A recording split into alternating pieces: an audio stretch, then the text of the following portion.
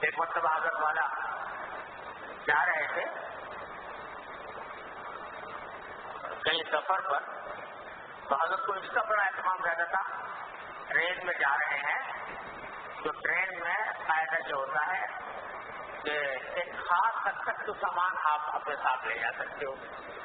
اگر اس سے زیادہ وزن کا سامان ہے تو اس کو بک کرا کے اور اس کا الگ کرایہ دینا پڑتا ہے۔ جہازوں میں بھی تو حضرت نے یہ کا معمول یہ تھا کہ اگر کبھی اس مقررہ وزن سے زیادہ سامان ہوا تو بڑا اہتمام کر کے بک کراتے تھے، پیسے ادا کر کے پھر لے جایا کرتے تھے۔ ایک وقت سفر میں جا رہے تھے تو اندازہ یہ ہوا کہ سامان جو ہے مقررہ حد سے زیادہ ہے، تو حضرت گئے اس دفتر میں جہاں سامان تولا جاتا تھا، وہاں جا کے کھڑے ہو گئے، لائن میں لگ گئے تلوانے میں۔ اسٹیشن ماسٹر جو تھا اس نے دیکھا حضرت کو جانتا تھا ہندو، لیکن حضرت کو جانتا تھا اور حضرت کی بڑی لوگ عزت کرتے تھے، تو وہ تم سے آیا مولانا آپ یہاں کہاں لائن میں لگے ہوئے؟ حضرت نے فرمایا کہ بھائی میں سامان میرے پاس کچھ رہتا ہے تو بک کرانے کے لیے لائن میں لگا ہوں۔ کافی چھوٹی ہوئی حضرت آپ کس سے کرم پڑ گئے، آئیے میں آپ کو بتا دیتا ہوں بغیر کرایہ کے۔ آپ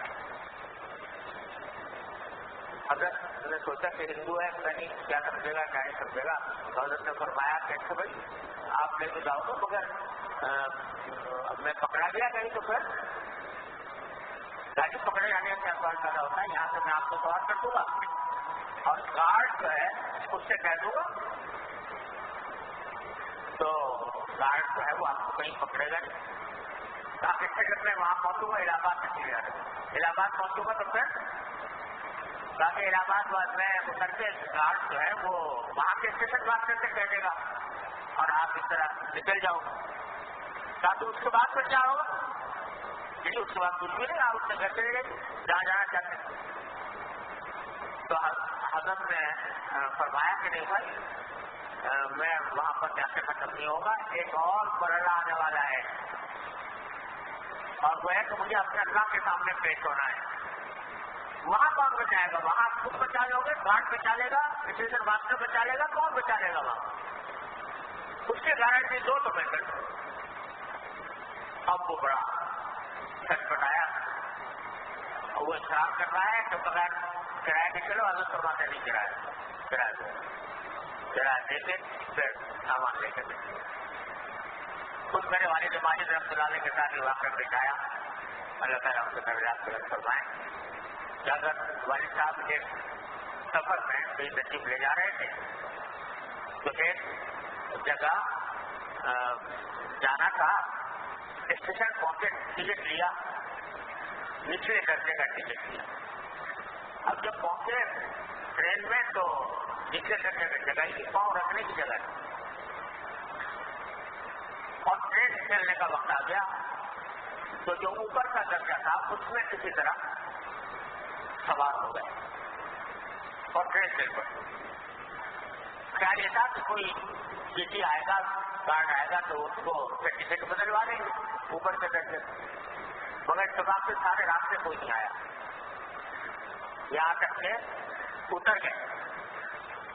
اب جب اتر گئے تو خیال آیا کہ میں تو ٹکٹ لیا تھا میں نے تھرڈ کلاس کا اور پھر سفر کیا میں نے سیکنڈ کلاس میں یا انٹر کلاس میں، تو اب جا کے معلوم کیا کہ بھائی کیا فرق ہے دونوں میں پیسوں کا،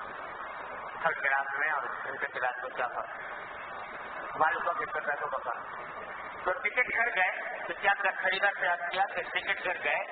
اور اتنے پیسے کا جو ٹکٹ ہوتا تھا وہ خریدا اور خرید کر وہاں پھاڑتے تھے۔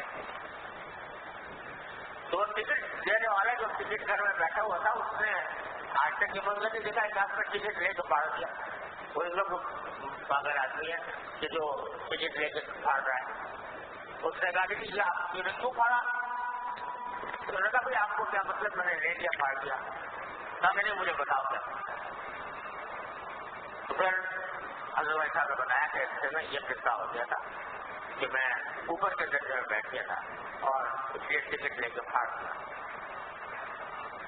تو اس وجہ سے پھاڑ دیا کہ وہ میں نے اوپر کے درجے میں لگا تاکہ آپ کو کسی نے جب پکڑا نہیں تو آپ کو کیا ضرورت تھی پھاڑنے کی. فرمایا کہ جہاں تو کسی نے جو پکڑا, لیکن ایک وقت آنے والا ہے کہ جہاں پکڑ ہو سکتی ہے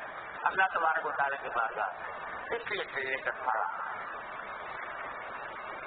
یہ مزاج تھا جو حضرت حکیم الامت صلی اللہ تعالیٰ عنہ کے خانقاہ میں پیدا ہوا.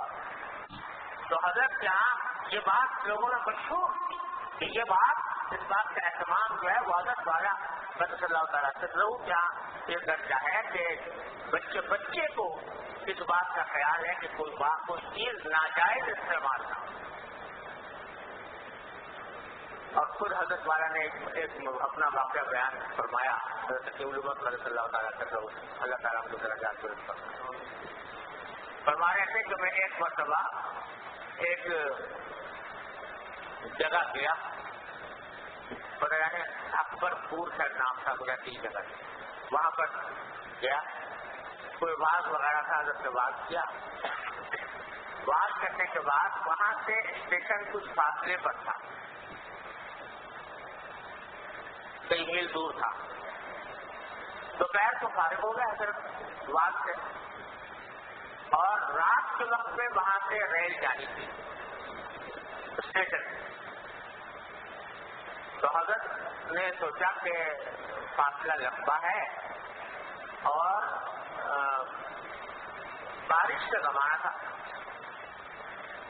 تو کہیں ایسا نہ ہو کہ بارش کی وجہ سے راستے بند ہو جائے اور میں وقت پر ریل پہ نہ پہنچ سکوں. اس لیے حضرت فرماتے ہیں کہ میں دوپہر ہی کو روانہ ہوں اسٹیشن جانے کے لیے. اسٹیشن جب پہنچا تو اس وقت دن کا وقت تھا اور ابھی ٹرین آنے میں رات کئی گھنٹے باقی تھے رات, اور بارش ہو رہی تھی. یا اللہ, بارش میں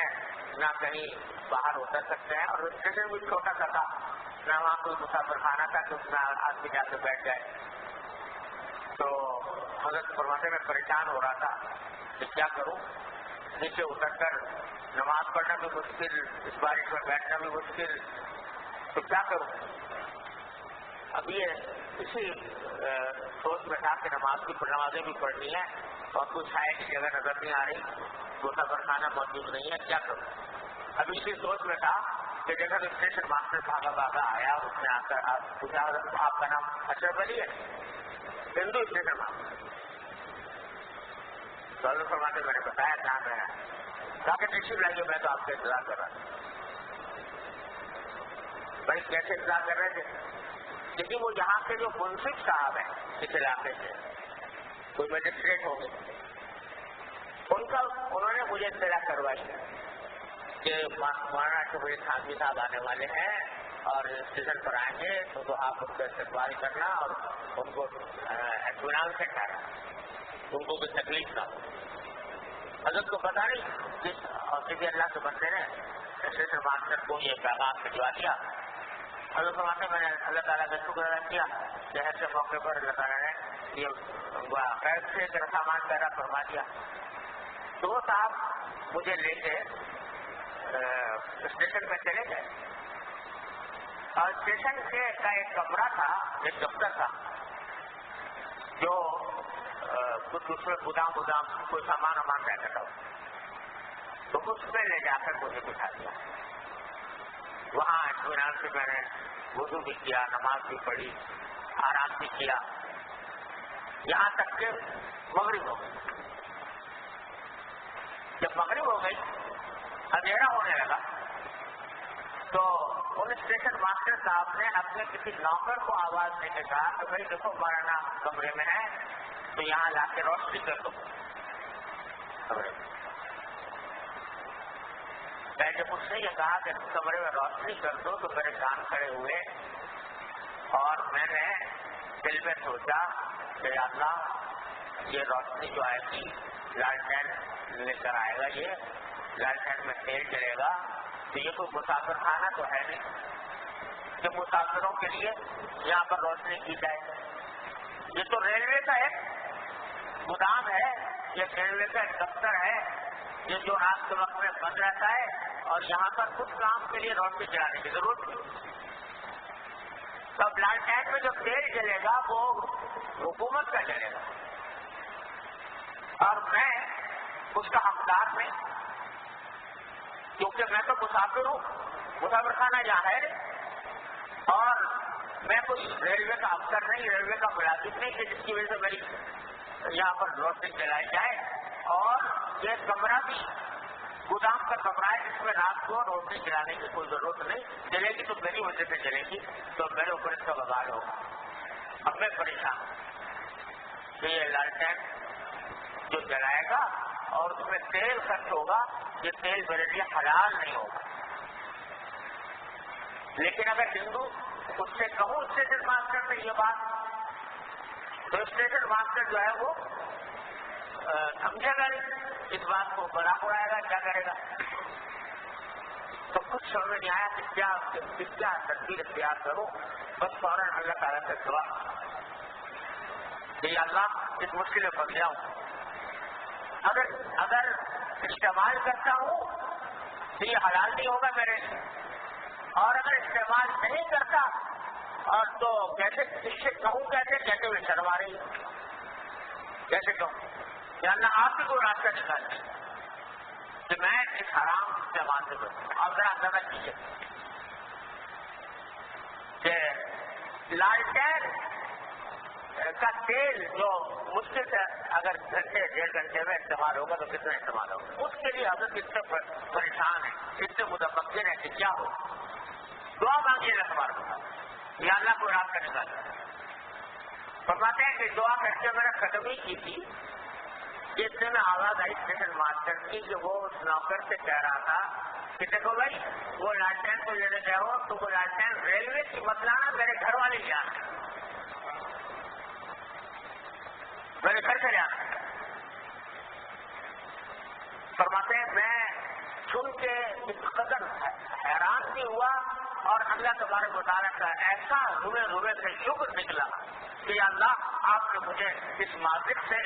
اس لیگ سے کس طرح نکالا کہ اس نے یہ ہے۔ اب پتہ نہیں خدا جانے ہندو نے، وہ ہندو ہے یا تو اس کے دل میں بھی کچھ خیال آیا ہوگا کہ یہ مہمان ہے، میں اپنے مہمان کے لیے میں ریلوے کی لالٹین استعمال نہ کروں، یا پھر شاید یہ وجہ ہوئی ہو کہ ریلوے کے لالٹین خراب ہو کر کے لالٹین اچھی ہو، اس بات سے اس سے منگوا لیا ہو، اللہ جانے کیا وجہ ہو۔ لیکن کیونکہ حضرت والا وہ اللہ تعالیٰ نے یہ فکر عطا فرمائی اور اس کے لیے اللہ تعالیٰ سے رجوع فرمایا، یہ راستہ پہنچا۔ ومن یتق اللہ یجعل لہ مخرجا، قرآن کریم فرماتا ہے جب کوئی اللہ تقوی اختیار کرنا چاہتا ہے، اللہ سے ڈر کرنا چاہتا ہے تو اللہ تبارک و تعالیٰ اس کے لیے راستہ نکال دیتا ہے، راہ نکال دیتا ہے۔ تو عرض یہ کرنا یہ سب واقعات جو ہیں یہ سنانے کے لیے کہ ہم سب جو ہیں وہ کہیں نہ کہیں مبتلا ہو جاتے ہیں، اللہ بچائے، کسی چیز کے ناجائز استعمال میں مبتلا ہو جاتے ہیں، بلکہ فن سمجھا جاتا ہے، یہ ہنر سمجھا جاتا ہے۔ ہم سے تو کسی نے پوچھا ہی نہیں، ہم نے تو زیادہ سامان لے کے سفر کر لیا، اچھا سفر